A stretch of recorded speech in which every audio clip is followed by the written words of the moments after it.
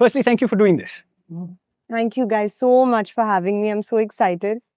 Very few times am I the oldest person in a room. So excuse me if you all don't get my references.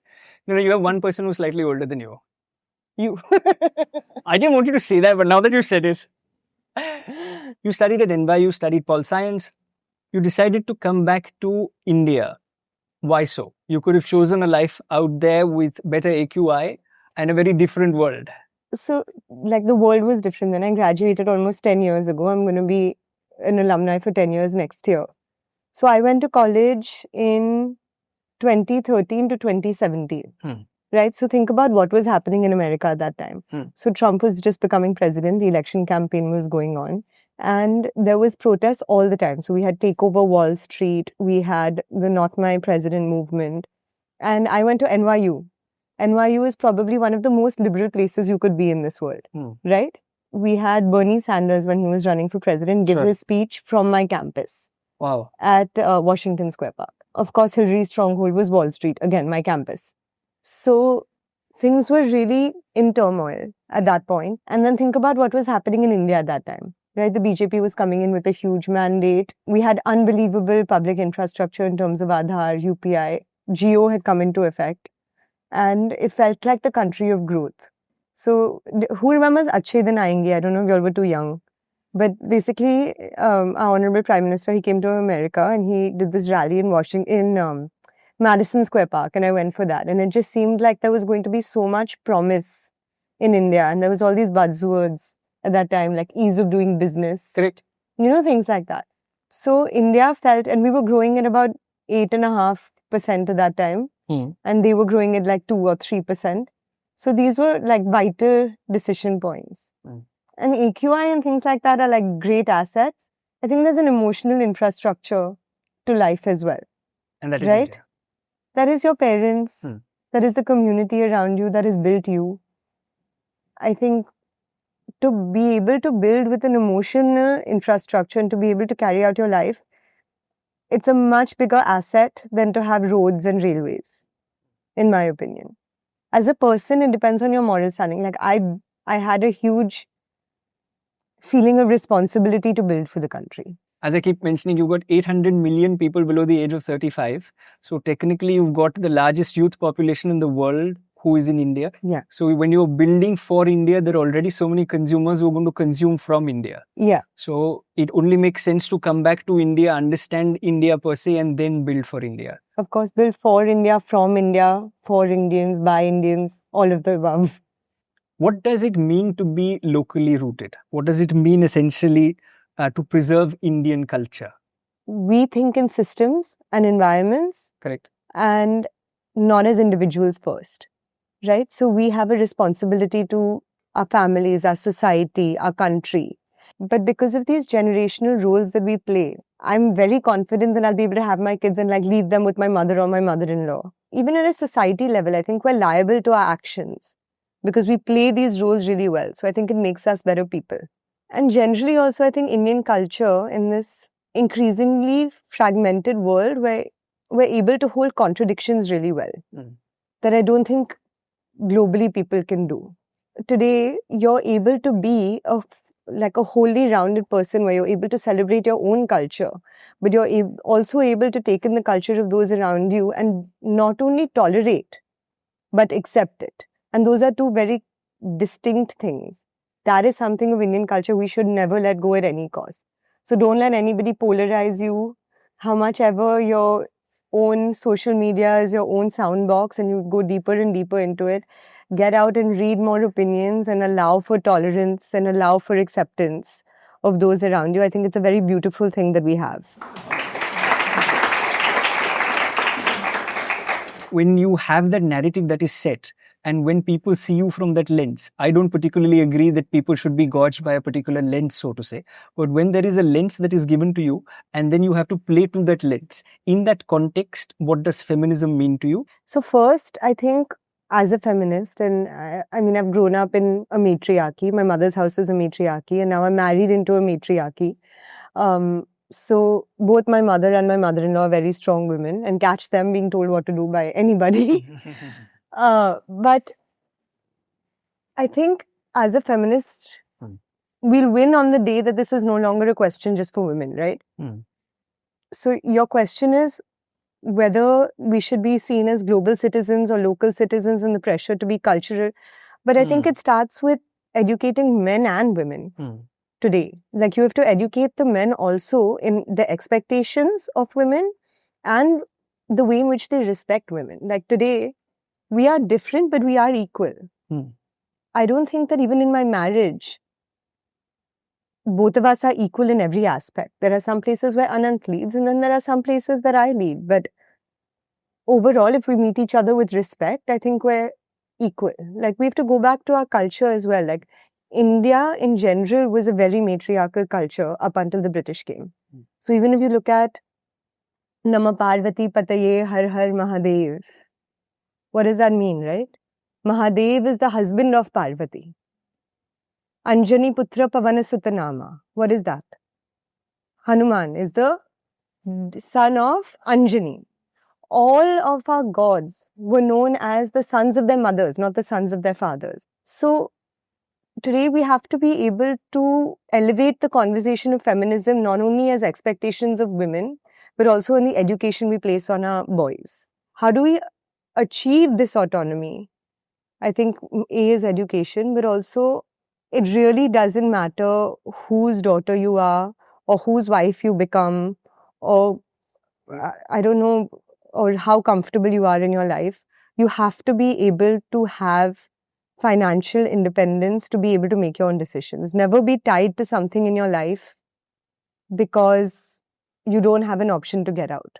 That is a very dangerous place. And if we don't allow for women's financial independence, then we will never achieve full equality in our community.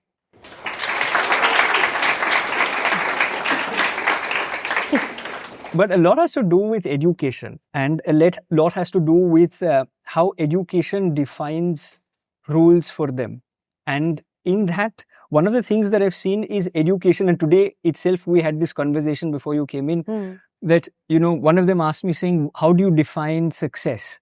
And I said, society has taught us to define success by power or fame or money that one has to aggregate. And then a person who's really powerful or a person who's really rich is thought to be really successful. So what is your definition of success?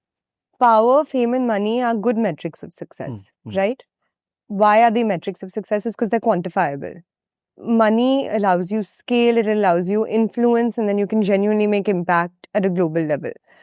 Fame, again, it allows you to be able to influence other people. And if you have a platform, then only can people hear you, right? Like you've built such a beautiful platform today, and that's why you're being able to influence people around you, right? And then I'm trying, but it's a little bit of. But that's why you're able to do such good work, and that's why you're able to keep conversation alive, which is so important. There's many ways to measure success. I think it depends. Like for me, when I started working, it was very difficult for me to genuinely contribute and find the reason to wake up every morning. So then every morning I would keep a benchmark. Have I increased jobs? And that is my running agenda in life, right? So that's one way to measure success. You have to understand how you are measuring your success in whichever field you are in. I think what's also important is that you continue to define success, but your success doesn't define you. What, according to you, is the biggest single most important thing that India must do right now to ensure that this generation becomes a dividend and not a disaster? I don't think there's any country that can really function and absorb something like this on its own, right? 30 crore people is a huge number. So other than, of course, creating the infrastructure in a constantly changing world, because God knows what kind of jobs and opportunities globally there are going to be when these 30 crore people enter the workforce. I think what's fundamentally important is that we train these people correctly to be able to embrace an ever-changing world, to be able to embrace the future. We make them competitive, problem solvers, entrepreneurial, intelligent, healthy. I think that if we grow a able and capable population, then they can be truly competitive at a global scale.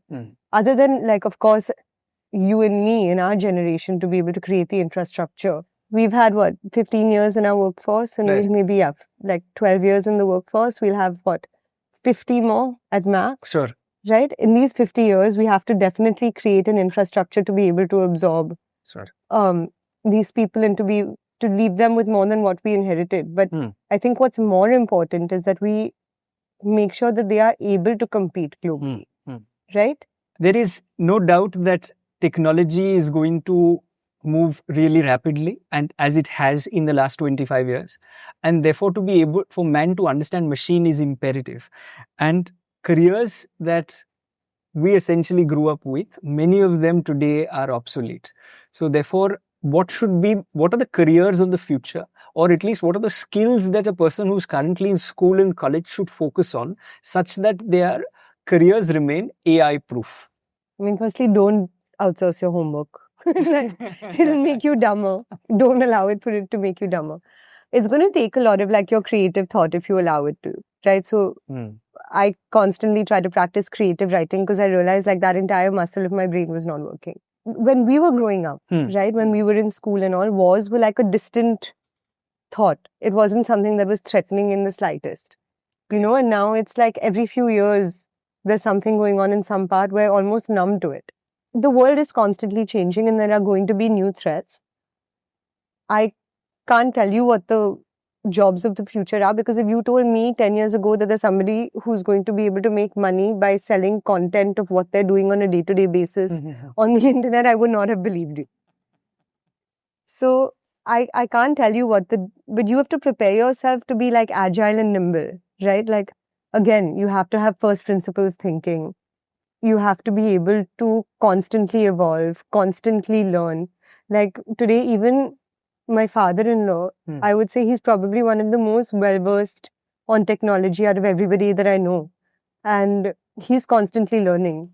So he was born before there was the phone. Like he was used to listen to the news on the radio.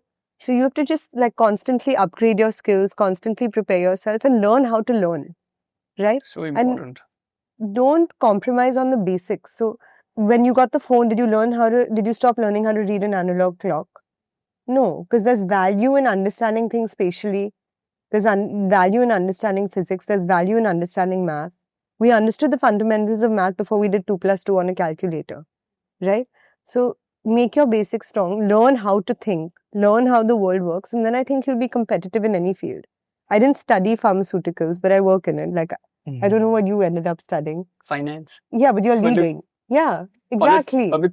So yes. Who knows what the world has? Like, I don't know, but don't allow that to take away your joy of learning. Like, constantly want to upgrade yourself and then you'll do well. And the smart kids, engaged. One thing that you wish that you knew when you were 16? Don't get scared to fail, guys. Like, dream huge and it's possible. It is all possible. You just have to do the small things. Don't get scared of the big things. I will tell you this, that there are very few who can speak about very many topics per se. And this is one thing that I really admired about you. The fact that you were able to traverse right from pharmaceuticals and talk about right from Ozempic all the way to talking about Donald Trump, and then compare what is happening in our country and then bring it back and tie it back to building morally conscious future leaders. So that's what we're trying to do at I.I.M.U.N, trying to create more Radhikas. And therefore, if you don't find a role model outside, I think we brought you one today. Access over 1,000 resources to improve your English faster. Everything's in one place.